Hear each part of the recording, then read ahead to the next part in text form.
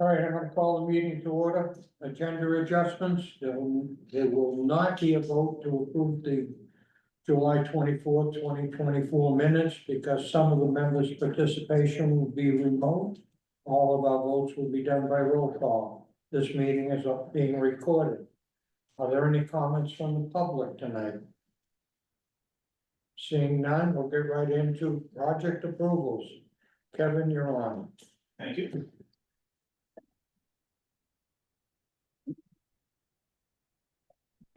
So the first slide was actually just touched upon, when we sent out the PowerPoint, we had initially intended on approving the meeting minutes, that's gonna happen at the next meeting, so we can move to the next. Okay, so I guess the first order of business is to review and approve the invoices from the month of July, which include first, invoice number 16 for left field I did. for $10,000.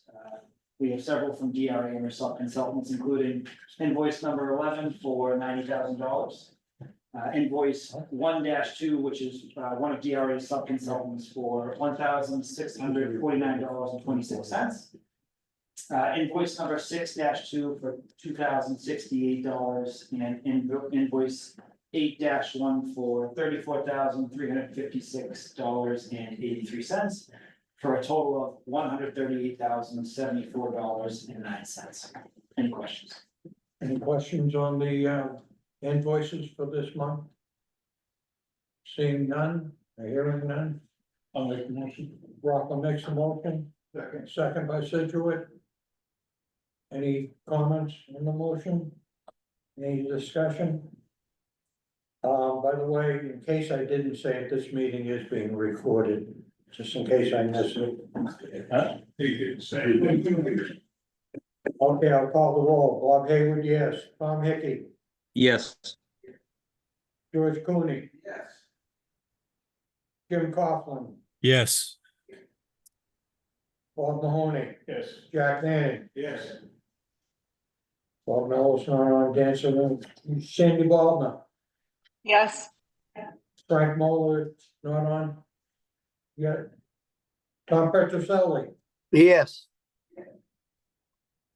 All right, that's it. Motion carries for all here. Total budget, project review and approval and to submit to MSBA. Yes, so, just to clarify, we're gonna give you a quick feasibility study, budget update, which we've done at every other school building committee.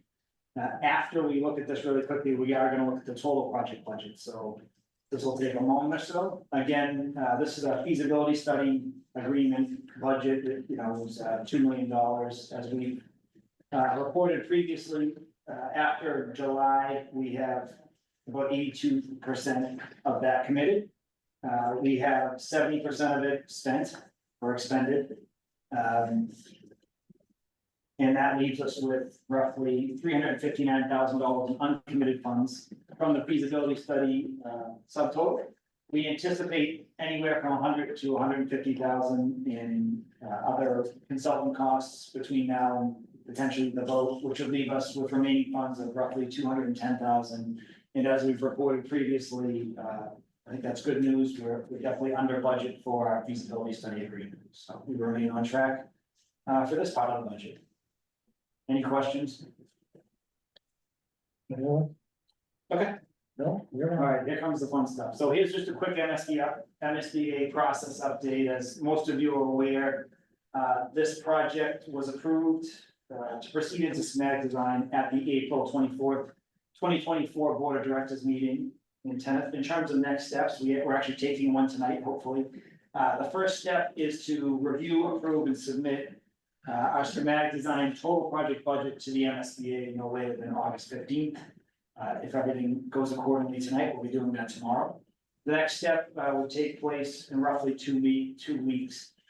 In addition to submitting the total project budget, which we'll do before the 15th, we will be presenting the full schematic design report that has, you know, square footage and a number of other parts. It's a very lengthy document that we will be submitting to the MSBA. We plan on reviewing that for approval, I think either on the 27th or the 28th, so that we can submit to the MSBA no later than the 29th.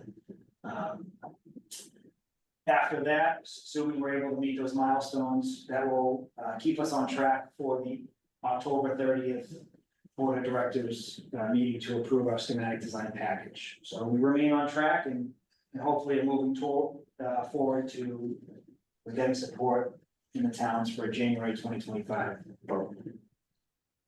That's it. Okay.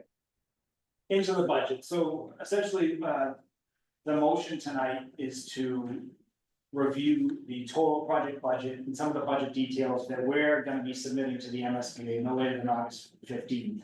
What you see right here, it's called a budget comparison, but on a very high level, in my opinion, it shows the progression of this budget. I think it's important for everyone to understand, where did we start? Where were we at preferred schematic and where are we today?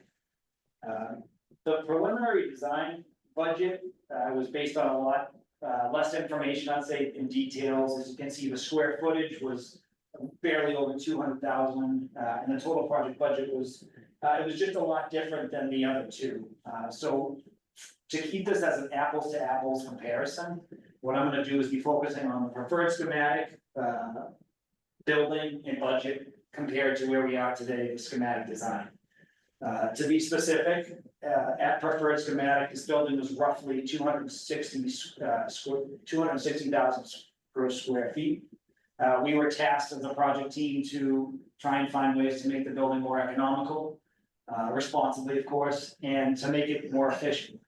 And I think with some hard work, especially by the architect and the folks at the VOTEC, here we are at schematic design. The building size has been reduced to the gross square footage of 249,365 square feet. So I think that's definitely a positive part of this. In terms of costs, I'd like to get into this. At preferred schematic, there were two cost estimates completed. One was done by Alana, who's a consultant of DRA, the architect. Another one was done by AM Fogarty, who's a consultant of Left Field. At that time, Suffolk wasn't on board yet, so we had the two cost estimates completed. And typically at that point in the process, the architect's cost estimator is gonna be the cost estimate of record. So I want folks to really focus on Alana's cost estimate number from the preferred schematic. So at that point, the total direct construction costs, and those are just really your trade costs, your hard construction costs, not including any markups, no contingencies. At that time, it was 165,000, 124,502. And when compared to the cost estimate we're using at this phase, we've reduced that to $163,371,225. We've been able to reduce that by roughly $1.7 million, which again, I think is it's a positive story. We had been discussing, why we did 3 estimates at this point, and I think simply put, this is one of the most important milestones of the MSBA's process. This is where we set our total project budget not to exceed. This is really where we submit the information, which hopefully maximizes the grants that we get from the MSBA. So as consultants, we thought it was crucial to get not only 2 estimates, but now we have a construction manager on board. They're gonna be responsible for constructing this building. We have a cost estimate from them as well. And because they are gonna be responsible for building this facility, typically, if you are going to see them at risk at schematic design, you will use the cost manager's, construction manager's cost estimate. So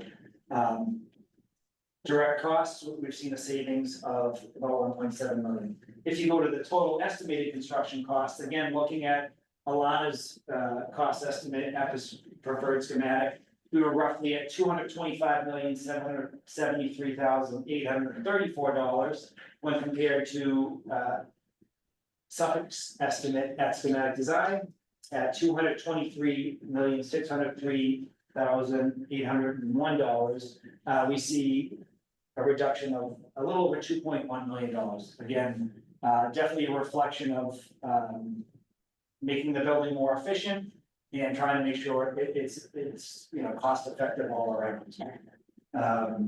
And then one of the last things I want to touch on is the total project budget cost. That's what we're actually approving tonight. So again, that preferred schematic, based on estimate, the total project budget was roughly $283,595,433. And at schematic design, we're tracking at roughly $276,449,480, which would be a reduction of roughly $7.1 million, which I think is important to consider. In my experience, this type of progression is, it's very unique, doesn't happen a lot on MSBA projects. Typically, you'll see the progression or the total project budget stay almost exactly the same. Sometimes it goes up a little, sometimes it goes down a little. But in this case, it's gone down significantly, and I think that's a direct reflection of the team's hard work. The next items I want to talk about on this slide, before I get into district share and MSBA's potential reimbursement, I want to just remind everyone here and certainly on Zoom that these are estimated costs. We've done our best based on the information we have and based on our experience on quite a few MSBA projects. But until MSBA does their review in August and September, we won't know the exact ineligible costs. So again, these are projections, and I believe they're conservative projections, so I don't expect them to go up. But you know, just wanted to put it out there. This is based on the information we have right now. MSBA has not done their review. So at preferred schematic, I'm gonna start with the district share because I appreciate how important that is. We were tracking the district share, estimated district share at anywhere between 176 and, you know, roughly 178 million. Based on some of the tough decisions we made and reducing the size of the building and some of the other savings, the district share is currently being tracked at anywhere from 167 million to, you know, a little over 169 million. So again, some significant, what I would describe as savings in what would be the district's potential share. In terms of the MSBA's reimbursement, at preferred schematic, we were estimating anywhere from 105 million to 107 million. And here we are at schematic design, estimating anywhere from 106 to close to 109 million. So I think it's really positive to identify that we're estimating that the district's share has gone down, what I would say significantly, and MSBA's potential grant amount has gone up a little bit.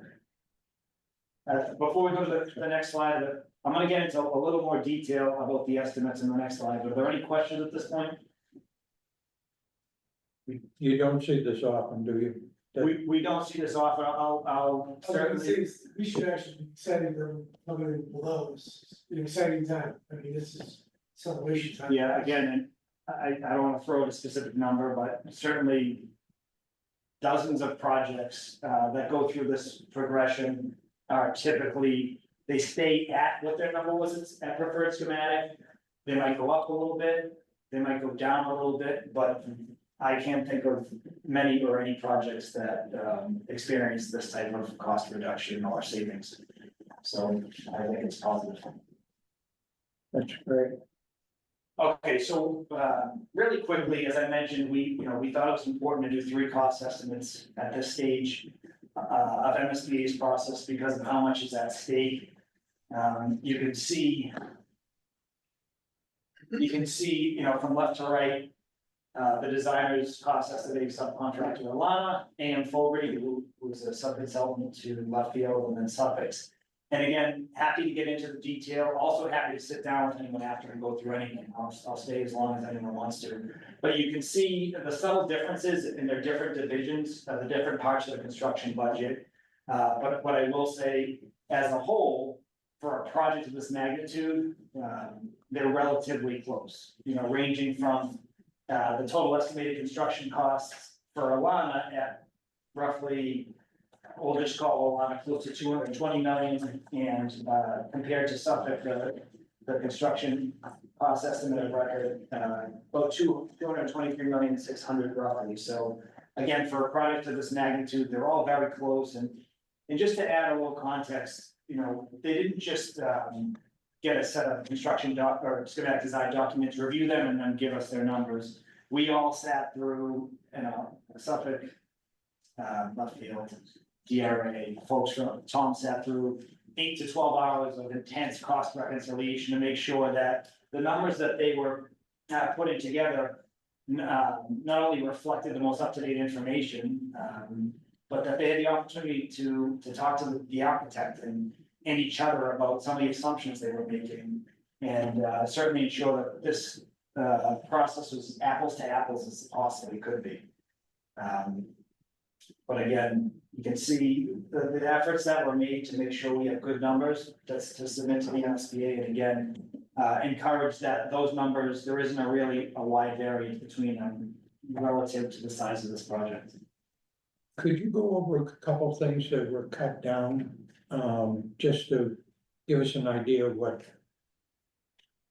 overage or what top shelf items we cut down to lower shelf, Sure, not so bottom shelf? Yeah. We can certainly provide you with a value management list, and we can get into more detail, the whole list when we submit for the schematic design. But I guess the larger point is, you know, we went through an exercise to see if there were opportunities to reduce costs. Just one example top of mind is, you know. That's all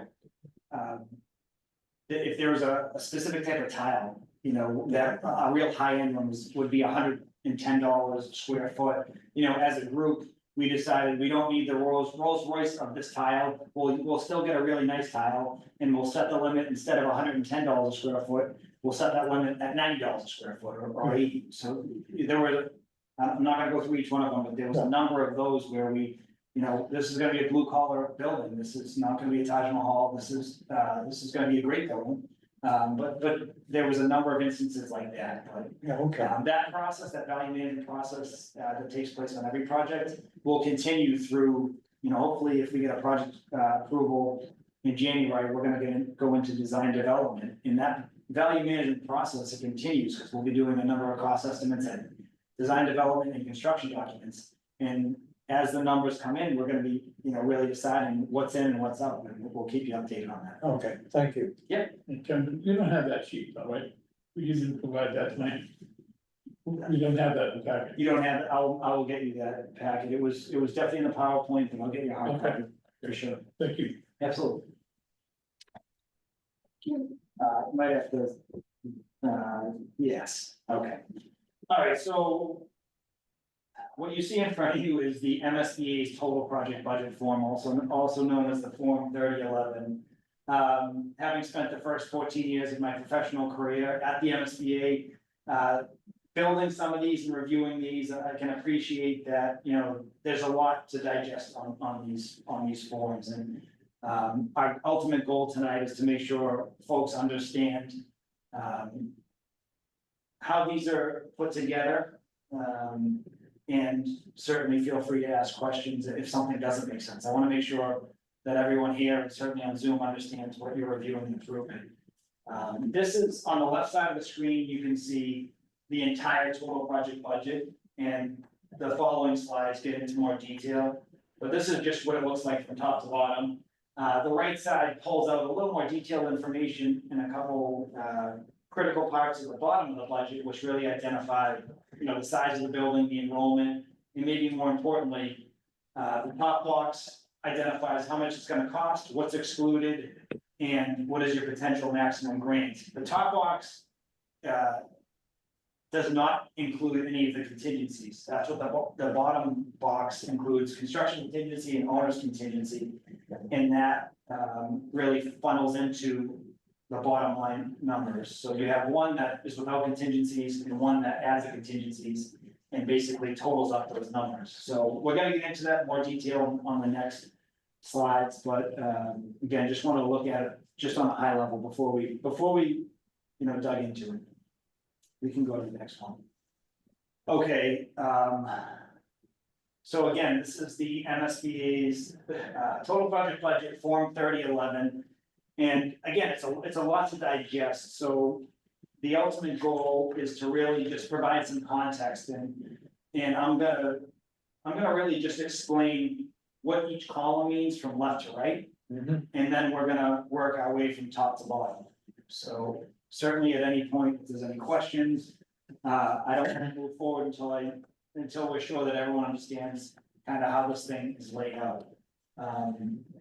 Before I get into that, are there any questions or comments on Zoom before we dig into this budget? I have one question, Kevin. It's Jim Coughlin here. If you could go back to the last slide, I was wondering the one before this one. At the very bottom, you've got total estimated construction cost of 223 million and a total project cost of 276. So the difference there is $52 million. I assume that would be is that contingencies that would be explained later on as we're going through this process. Absolutely. As we go through the budget in more detail in the next couple of slides, you'll get to see what makes up that difference. It's essentially soft costs. It's a combination of OPM fee, designer fee, furniture, fixtures, technology, miscellaneous costs, and then contingencies. Okay, thank you. But I will go through that. Okay, so back to the total project budget, Form 3011. The first column I want to look at, working from left to right, is the column titled Estimated Budget. So what I really want to drive home is the difference in the MSBA's process is you have to appreciate that there's something, there are total costs, how much is this gonna cost? And then there's grants, how much are they gonna actually give us for this project? So the column that's identified as estimated budget, these are your actual costs, okay?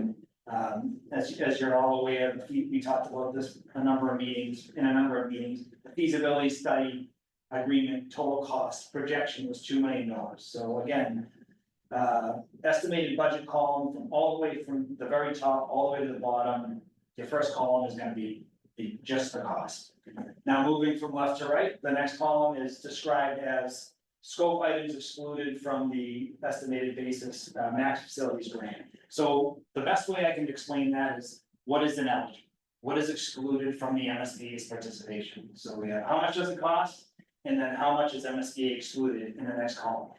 To continue on, again, the simplest way to, that I can really explain it is how much is it gonna cost is the budget. How much is excluded is the next column, and then the estimated basis. So I'm gonna refer to that as the basis is you subtract the exclusion from the cost, and that's the basis of how much MSBA is gonna really reimburse you against. So you'll consistently hear MSBA's process, X percentage of eligible costs equals basis. So to use a very simple example, if the feasibility study was $2 million and for whatever reason, $1 million of that was excluded, the basis would be $1 million. So I hope I'm not oversimplifying it, but again, I also hope that just makes sense. The last column is the estimated maximum total facilities grant. So the simplest way to really calculate that is once you get to your basis, how much is eligible, you multiply that against the district's reimbursement rate, and that's the grant.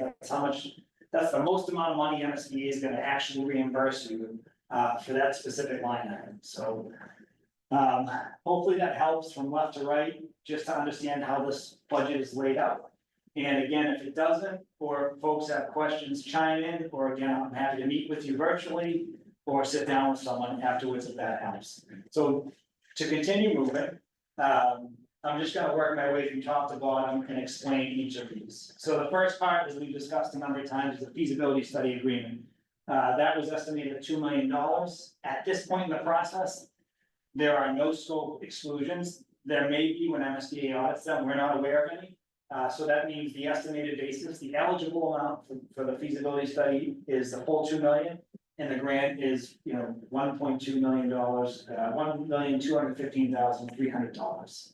I'm gonna go subcategory by subcategory, but I'll stop after each, and if folks have questions, chime in. Are there any questions about the feasibility study agreement, budget? Okay. Kevin, Mr. Chair, just really briefly here. Go ahead. Thanks, Bob. So just to point out, Kevin's earlier slide also has been consistently showing that we'll probably have money left over from that feasibility budget that we've set aside, which is good. And later in the presentation, he can, and Kevin, if you can comment on how, because the district funded this feasibility study with stabilization funds, when we're looking at the local balance at the end, while you have to carry this number on this budget, we're not actually financing that because we've already earmarked it. So yeah, just a couple of quick comments on that. Thank you. Thanks, Tom. Yeah, when we get to the bottom and we're looking at the district share or estimated district share, I will certainly touch on that, but it's a very good point. So the next part of this budget is the owner's project manager, the OPM fee, which is left field. This is typically based off of a percentage, which is an industry standard. You usually see it around 3.5%. In this instance, 3.5% of the construction budget is $7,992,394 as it relates to this part of the budget. What you can also see next to that in the excluded items is $2,892,219.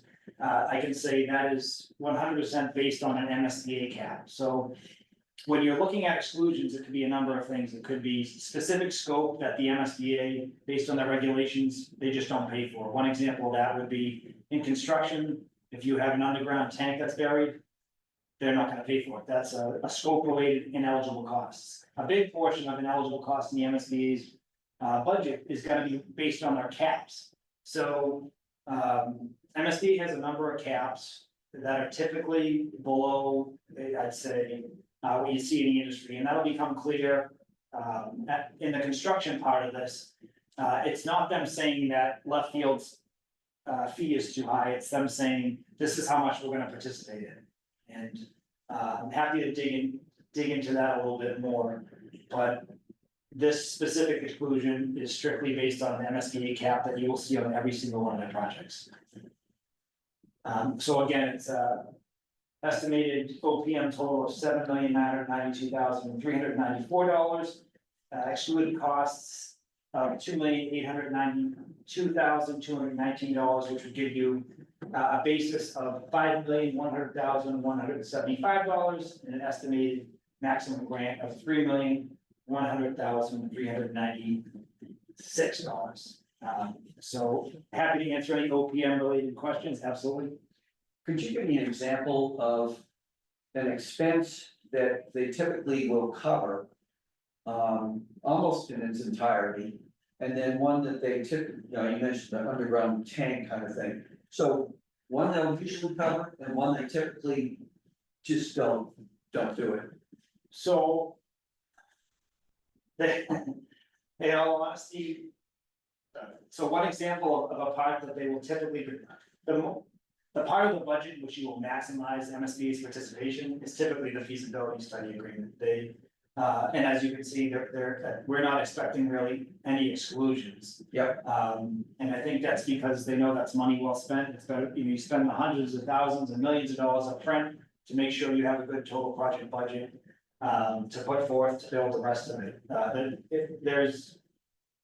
I'm just trying to think of other parts that are typically, 100% eligible. I'm open to you guys, but there's caps. There are caps in every single part of this budget, to be honest. You talk about tile. Yeah, so when we get into the construction, I'll talk about that. That's a good example of something that is categorically ineligible. MSBA does not participate in the remediation or removal of ceiling or floor tiles. So that's an exclusion. That's a scope related exclusion that on every MSBA project, they're just gonna say, we understand you need to do it. It's validity versus eligibility. So it's valid, you have to do it, but they're just not gonna pay for it. And globally, their position is, we get it, but we wanna help out as many towns and districts in the Commonwealth and we wanna spread it around. So we understand it costs more than we're giving you, but we really wanna be able to help everyone. The site where typically you're $750,000, they pay towards that after that. Yeah, so site work is another great example of something, where there's usually a pretty significant exclusion where that for years, they would only reimburse 8% of the site, costs. And they bumped it up to 10%, but that's still far below what the actual cost would be. But we'll get into a couple more examples as we get into construction. It's a great question. Unless there's any other questions about the OPM subtotal, I was gonna move into the architecture. Okay, so the next part of the budget is the designer's fee. So we have the basic services of $19,732,250. There's some reimbursable services, as you can see, they're outlined, they could be some more geotechs, some additional site surveying. Various construction testing, printing, just typical things you're gonna see under an architect services on every project. And that if you add them to the basic services, that gives you a subtotal for designer fee of $20,282,250. And then again, similar to the OPM cap of 3.5% of eligible costs, MSBA has a 10% cap for the architect, based on eligible costs. So the exclusion next to the designer's fee is not because their fee is high, it's actually, I believe, below the 10%. It's strictly based on an MSBA cap. So again, that when you calculate it out, MSBA would be potentially excluding, we're projecting $7,117,175, which would give you a basis of grants for eligible costs at $13,165,075 and an estimated max grant for that category of, I believe, $8,003,049. Are there any questions related to the designer's fee or the exclusion? Yeah, here it says, construction testing, Yes. sorry, Mr. Chairman. Go ahead. Go. The $25,000, is that for like, soil samples and things like that there, or I think it could be used for for that. testing? It's really, I don't know if Judd, if Judd's on from DRA, I've seen it used for additional test pits, borings, really anything that Perk might tests? come up. Or- Yeah, perk test. Judge, if you're on, do you wanna add anything to that? Yeah, under which column are we looking again? Under testing? Under, beyond basic services for DRA, the first line under reimbursables is construction testing of 25,000. Yeah, that's mostly gonna be, I think, structural steel testing that's included in our spec. A lot of the other testing that you have, it's not, it's usually handled usually by the OPM. They'll hire a testing company, they'll come out and do, the soil sampling, the concrete samples and stuff like that, but we own specific code required structural steel testing. I believe that's what that's for, Kevin. Thanks, Judd. Then the other question I have is, if he doesn't mind, is the hazardous materials, is that from taking out the old septic system, and converting over all those materials, part of that, the $250,000? Judd, do you wanna? This materials would be, our consultant will be working on primarily, when we take down the existing building, there's a lot of abatement that's gonna need to be done separately. So that's our design fee to do that work. That's hazardous, so that has to be taken and treated. The asbestos. Yes. Yeah, the actual cost for abatement and demolition will fall under construction, that has to be It's monitoring. yeah, it has to be a third party on site, all that's what happens. Yeah, they have to run multiple air quality tests every day to make sure that. Well, that's the hazard, because it has material things, that's all, I was just curious about that, that's all. And because that's the biggest number in that budget we did. So. Thank you. Thank you.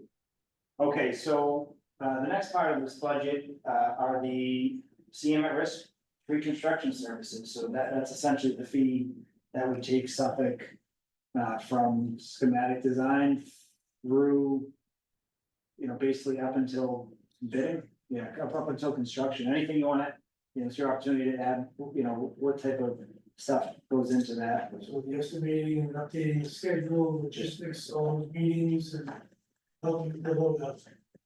So, you know, I think part of the benefit to having a CMRS of taking that approach is you have the person constructing the building, working with your architect for well over a year before you even go out to bid, so you flush out a lot of the potential mistakes that could happen in construction and ultimately reduce, but certainly have a smoother construction process and reduce change orders is what I've seen happen on the number of CMRS projects. Good.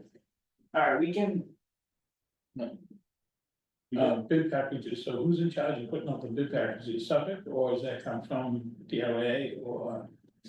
It's, yeah, I mean, so it's a team effort, basically, DRA's done. Yeah, so I mean, they're providing the actual drawings and Okay, specifications. so that's why I was just saying, does it fall on them for them, pretty much? They do the document. They did that. Yes, Yeah. they do the documentation now, okay. Yeah, and there's another part of that process that, you know, will take place where we pre-qualify, right? And, Yeah, you know, And that's usually your. and that's usually all team effort. Yep.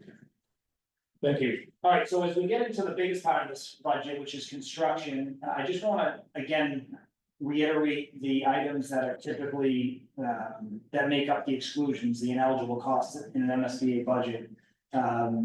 You heard me talk about scope-related ineligible costs, you heard me talk about various caps that are on every MSBA project. Another category that we're gonna talk about really quickly, are ineligible spaces. So, to the far right, you can see a table that says ineligible building areas, so, if you want to just keep going down a little bit, it's at the bottom of the first page, sorry, that's fine there. Make it a little bit.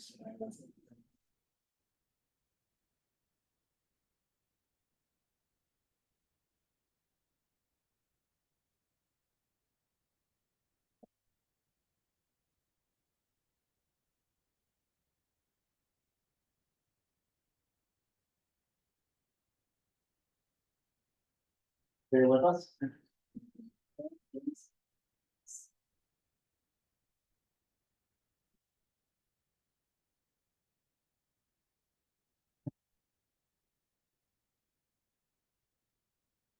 This is still sharing. Yes. Okay. Yeah, I think if you just scroll to the right a little bit, that was gonna say. Perfect, awesome, thank you. So back to ineligible square footage, so MSBA has a number of, they have a space summary template in which they identify,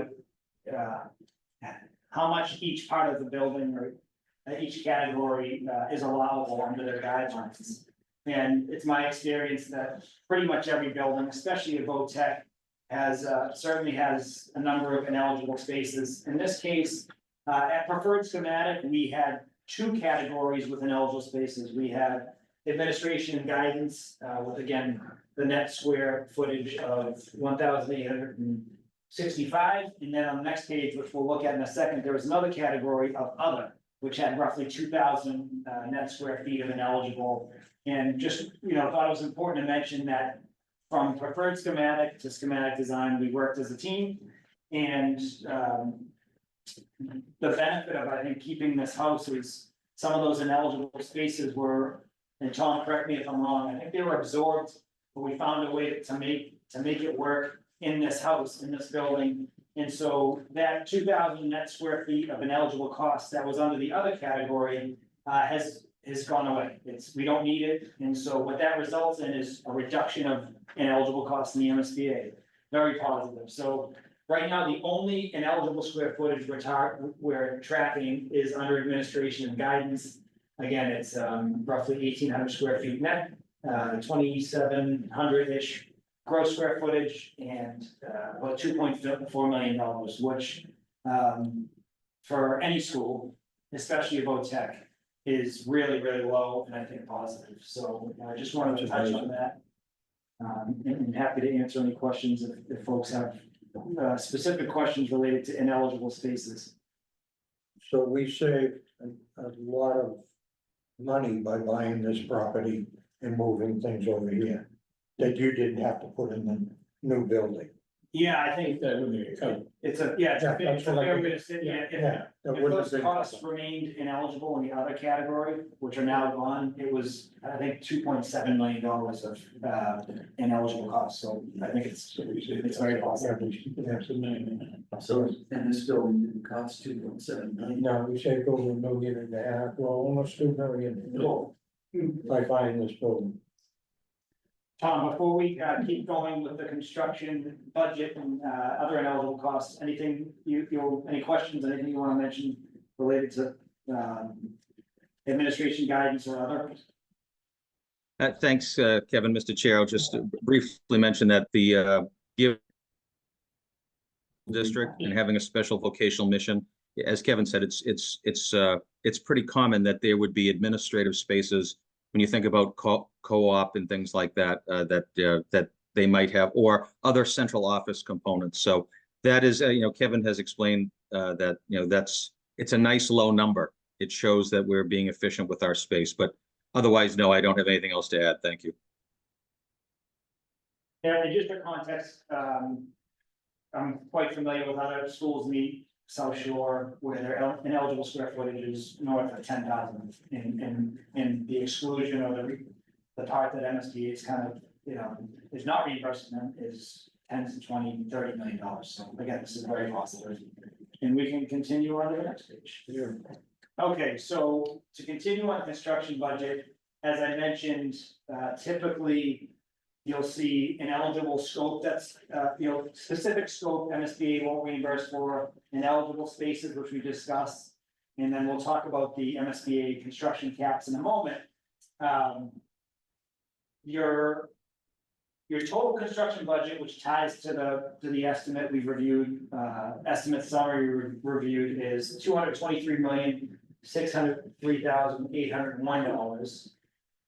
The estimated ineligible costs or excluded items, and the next column is, again, $70,834,720, which I know seems like a lot. What I want to really break down is what that's comprised of. So we talked about some ineligible square footage.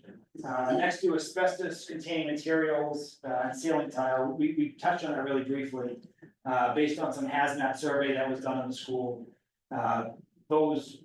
The estimated cost for that is about $308,400. That's specific scope that we've identified that MSBA doesn't participate on any project. So I just wanted to mention that. The bulk of this exclusion, the $70.8 million, is really comprised of the MSBA's cost per square foot cap, which at this moment is $550 per square foot on every building. And as we know, hotels, could be more expensive and be comprehensive, but the context is essentially pretty much every building in the Commonwealth right now is north of 900, in most cases north of $1,000. The cost per square foot for this building, we're tracking, it's $897 per square foot, which I would say is very low for a VOTEC. A lot of VOTECs are north of 1,000, so very economical and efficient building, right around $900 a square foot. However, MSBA is only participating in $550 a square foot. So the bulk of this exclusion is really the difference between how much it's gonna cost, which again, as I mentioned, is very economical and I would not describe as expensive, and the $550 cap that MSBA is really maxing us out at. So And anybody else. and everyone else, there's other buildings that are $1,100 a square foot, so their exclusion is far more significant. So again, we have a total construction budget of $223,603,801. Estimated exclusions of $70,834,720, which would give us a basis of $152,769,081, and a potential maximum grant of $92,868,324. So this really just kind of summarizes what we're projecting within the construction budget. One of the other items I wanted to touch on, we've talked about how we've worked to reduce the size of the building and make it more efficient. One of the factors that comes into play is the grossing factor. So MSBA allows projects to carry to not exceed a 1.50 grossing factor. And many districts will carry that, certainly through schematic design and the rest of the project. Because this building is so efficient, we're tracking at about 1.48%, and it may be even a little lower, but we want to be conservative here. And I think what that results, or it just shows you how efficient this building is, and that ultimately reduces, I would say, some of the ineligible costs. So I think it's a positive part of this design and this building. Any questions in the room or on Zoom about construction and ineligible costs before I move to some of the other costs? Anyone? No? Kevin, I don't see any. Okay, so the next part of the budget is related to miscellaneous project costs, and right now we're tracking some costs in utility company fees and general testing services and other project costs, which are identified as moving and mailing. So that's $1,150,000, of which $400,000 we're projecting as ineligible. Those are related to mailing and moving. Again, that's another MSBA cost. They're aware that yes, there are significant costs for mailing and moving. It ranges from every project. It's just not something they're gonna reimburse us for. So when you subtract the ineligible costs of the exclusions from the total project budget under miscellaneous, that gives us a basis of $750,000 and a potential estimated max grant of $455,925. The next category is a pretty big one, especially as it relates to VOTEC. So this is, we call it the FF&E category. It's furniture, fixtures, equipment is one line item, and then technology is the other, and that subtotal gives us $8,854,000. Before I get into the exclusions, I just want to, spend some time talking about the MSBA cap on all projects related to FF&E. So the MSBA has had a cap of FF&E for at $1,200 for both categories for as long as I can remember, and I can remember back to 2008. And I would say at this point here in 2024, that type of $1,200 cap is exceeded in every school, even elementary schools. So as we're all mostly aware, on a VOTEC school, which requires significantly more FF&E technology, that's what results in what I would describe as a pretty significant exclusion. MSBA, they haven't adopted different exclusions or FF&E caps on VOTEC. We're hoping that happens in the future. It hasn't happened yet. But again, we're carrying about $8.8 million, of which $6,694,000 would be we're projecting as an exclusion or as an eligible cost, which would leave us at a basis of $2,160,000 and an estimated max grant of $1,313,064. So we, as a group, we spent a lot of time going through the FF&E budget, really trying to find opportunities for savings, but also not wanting to be short-sighted. We've worked with staff, we've worked with Suffolk, we've worked with DRA and Tom to really make sure we're taking a responsible approach. But obviously, I think the goal is to go after grants, as this school always does, and see if we can hopefully reduce the district's impact in the future. But happy to answer any questions related to FF&E before we keep moving. Yes. When would the transition from the old building to the new building take place with the FF&E? It's over the summer, and you're gonna move a lift from the automotive department into the new structure for the new automotive. So there's this massive moving taking place over a summer? So that's a good question. I'm gonna let our team that's literally doing this right now. Yes. Yeah. So it would typically happen in the summer between leading up to it and. Right, particularly anything that's coming from the old. Yeah. Into the new, right? When they move out, move the stuff. Yeah, but the intent is obviously, so there'll be significant amounts of new FF&E that will be moving in as the new schools. to go Yeah, yeah. before the And it's, sure, And it's the new stuff, you can put it in well before summer's over. Yeah, there's some items that, students aren't using right to the last day of school, so sometimes we'll, coordinate those items, but it's all done openly amongst us. We're working around your schedule, that's what it's at. Yeah. It's a busy summer.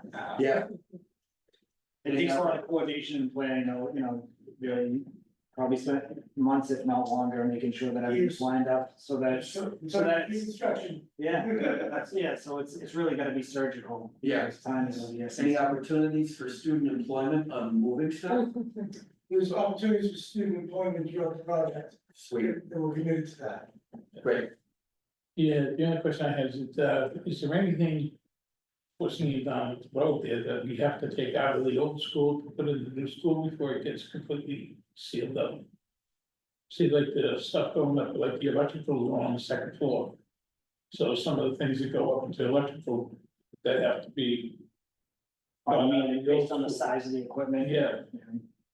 Especially going up instead of just across. Just a point of concern, that's all. Exactly, so during, that would probably be more towards DD, where we get a little more, those have, Yeah. information, and we'll work out those items, but you're absolutely right. Yeah, because everything else is just One. ground level over, but now everything's going up to the second. No, we And don't the need, majority of the bigger equipment Yeah. is going on that first floor. We have those large, over. Yeah. no, it's a good point. We've got equipment wise, it just is. Wanted to make sure we didn't build it and go. Yeah, we don't wanna get boxed in. Electrical doesn't have real big equipment to do that. Yeah, they don't have storage area. So. And that may be a cost analysis that is gonna cost us more to save and reuse, as opposed to selling it and buying new equipment. Yeah, Right. Yeah. but that can work out during construction. Good. Okay. All right, so we just went through a number of subcategories that comprise this budget: soft cost, hard cost, miscellaneous. In FF&E last, that if you total all those up, that gives us a total project budget without contingencies of $264,151,271.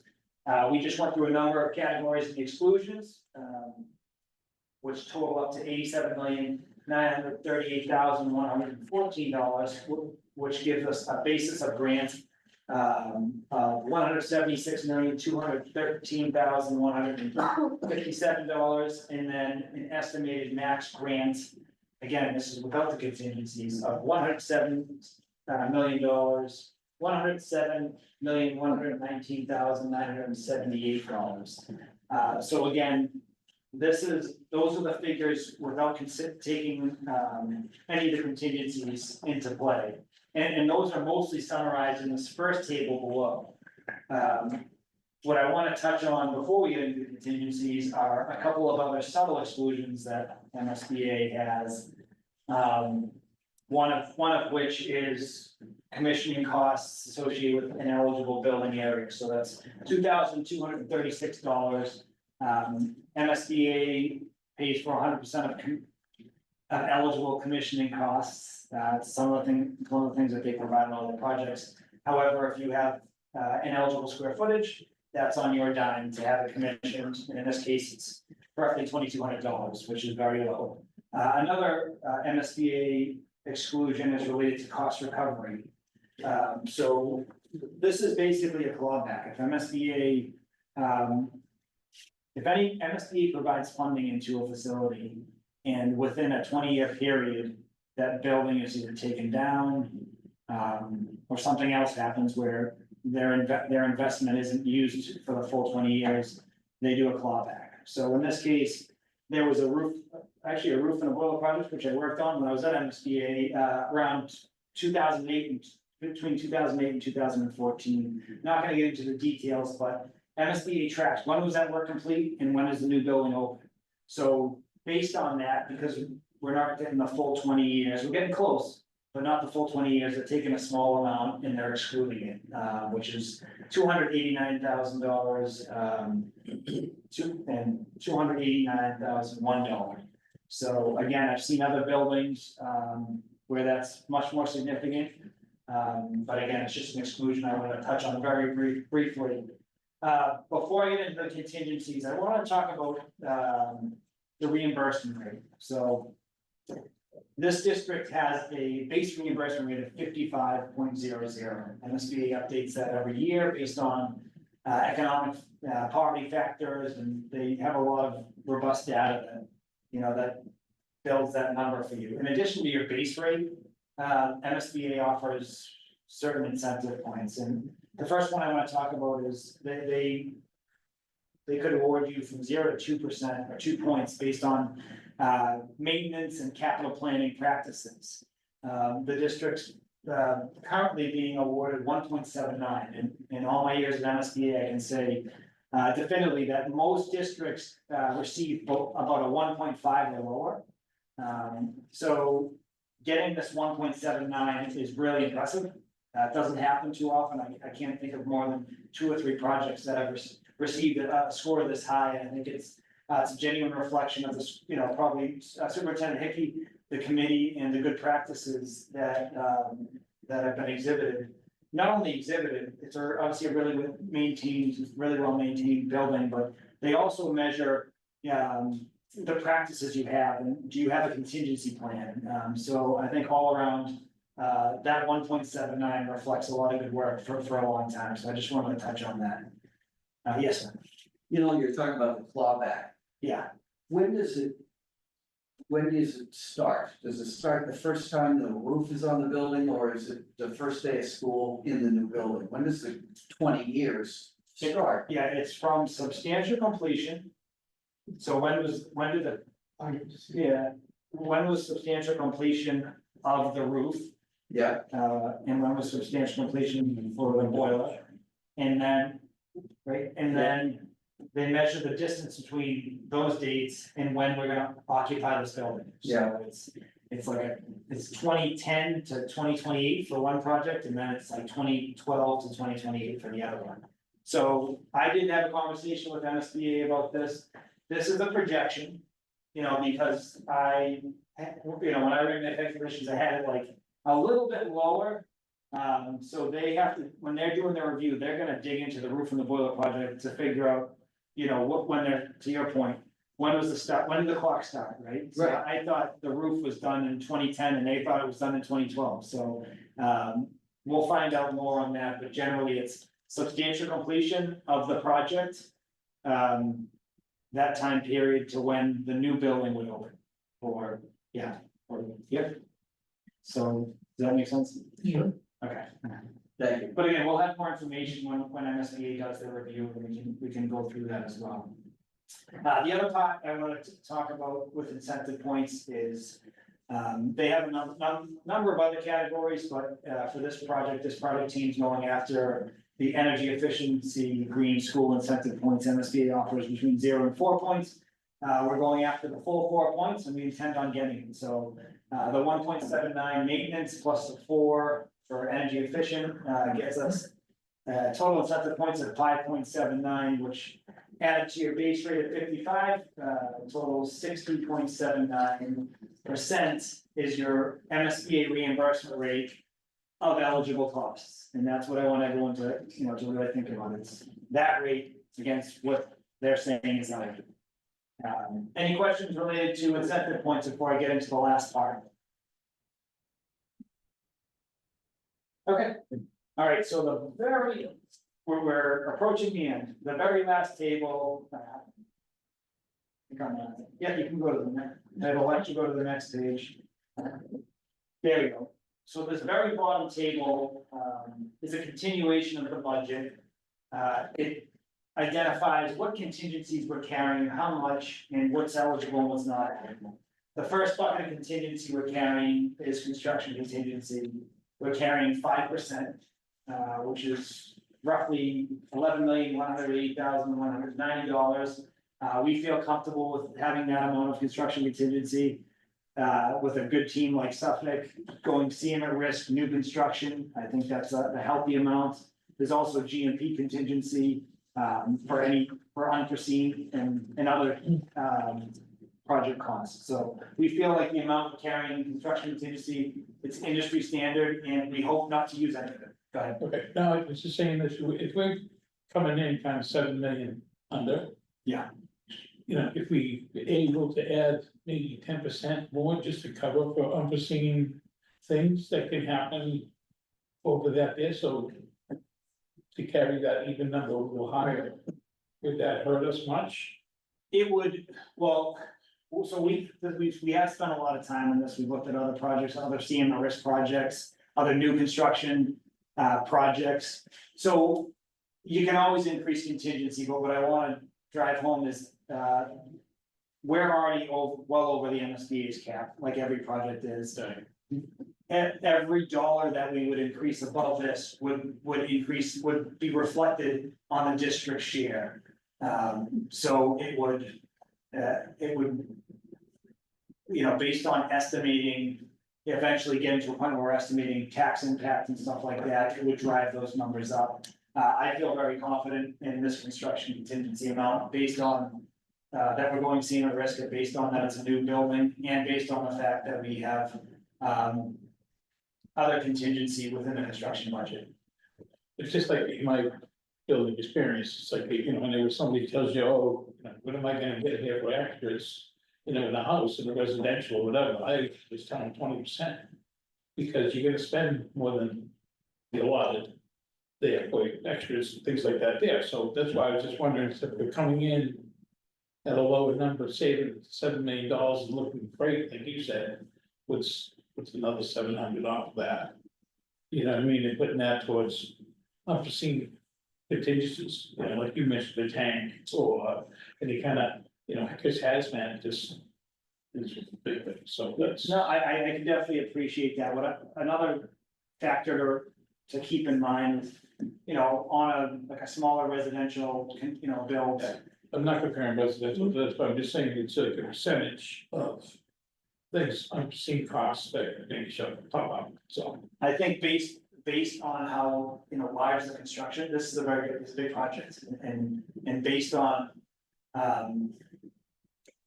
How this budget has been put together in our experience, I think we feel very confident at that construction contingency amount. You're covered. Yeah, I do feel that way. Tom, I don't know if you wanna jump in, if Linda wants to jump in, or if Judd wants to jump in, but, you know, we have $11 million, and that's a lot of money. I can definitely appreciate where you're coming from, because if the worst happens, you know, we don't wanna be in a pinch, but I do feel like. Then in big case, we have the extra goes back to the communities, yeah. Yeah, I think it's a balance between, you know, wanting to. Yeah, I'm just looking at, it, you know, the school now is what we have now, and then 5 years down the road, some of the equipment that we have is gonna need to be upgraded anyway. So if we can use that extra. Well, if we do our job, Those things. we're gonna have $11 million to spend on equipment. Big hit. I'm try. Okay, yeah. I'm just saying, No, I can appreciate but it. it's just, you know, always good to have more. I think if I could summarize it to Kevin, just to jump in on the construction contingency. This entire process is going to be very rigorous going through the next couple of years. That really the hope is in comparison to most other construction projects, with having Suffolk on board already, sort of helping us design and build this, or design it to a buildable version. There's so many opportunities and so much time spent on avoiding things that you would normally spend a contingency on. So I think this is 5% is still very healthy. Typically it's somewhere between 4 and 5 on the larger projects.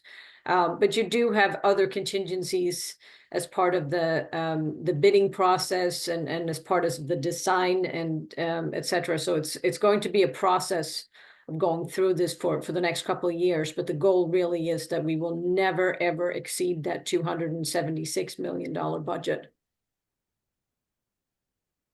Is that including if we have to go to a treatment plant as well? Yes, that is included in that. Yeah, okay. Thank you. Yep, no, Thank you, that's all, I just. no, I can appreciate that. So, again, carrying the $11,108,190 in construction contingency, of which $8,944,152, based on MSBA caps. We're tracking as ineligible, which leaves us $2,236,038 of potentially eligible construction contingency. Below that, we are carrying owner's contingency of, I believe, 0.05%. This is typically used for unforeseen soft costs, testing, amendments to the OPM and architect. And again, we view this as a bucket that we shouldn't be tapping into, and as you can see, we're only carrying the maximum amount that MSBA would participate in, so. Again, that's another bucket of contingency we hope we don't have to use, but if you add that to the 11, then you're over 12 as well, so. When you add the potentially eligible owners to the potentially eligible construction contingencies, you have a total potential eligible contingency of $3,354,057. Again, that translates as a maximum amount of additional grant contingency. Roughly 3.3 million against the reimbursement rate of $2,038,931. And so essentially you take the initial numbers we talked about without the contingencies, you roll in the total dollars of contingencies, construction and owners to the total project budget, and that gives us the total project budget, which is what we're voting on tonight, $276,449,480, and a maximum total facilities grant of $108,867,672.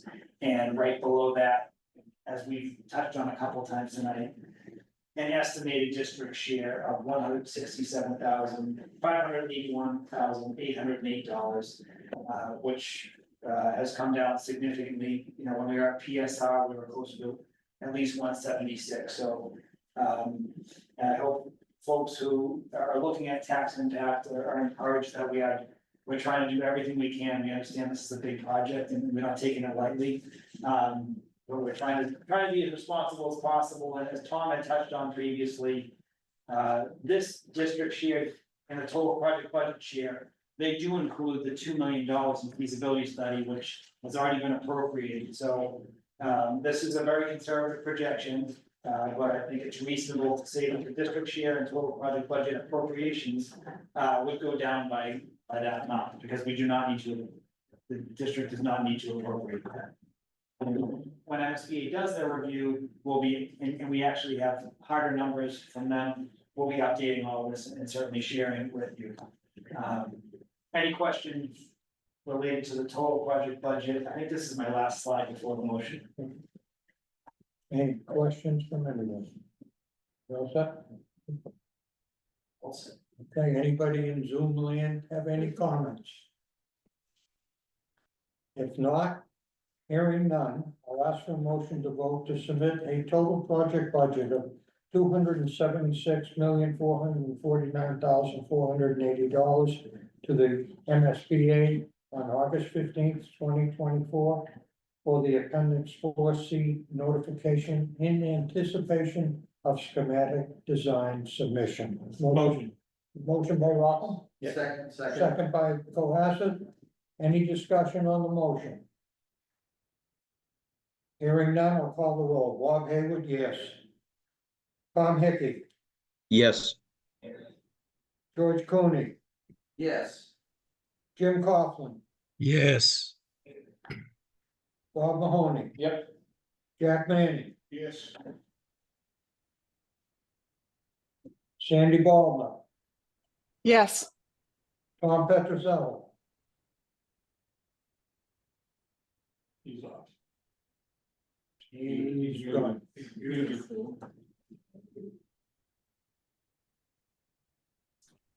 Can you hear me? Yes. Go now, Tom. Tom says Yeah, yes. Okay, thank you, Tom. And Dustin's not on, Frank, that's it, right? Okay, motion carries. We have a budget. Or a submission. Congratulations. Thank you. Excellent. Good job, Kevin. Yeah, way to go. Anything else? Anything else? Everybody hungry, wanna go home and eat? I'll entertain a motion to Reach out if adjourn. you have any questions, and Second by. Go ahead. Cohasset?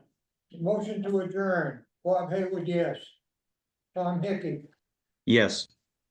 George Koenig, Yes. Jim Coughlin, Yes. Bob Mahoney, Yeah. Jack Manning, Yes. Sandy Baldwin, yes. and Tom Petrozelli. Yes. We are adjourned.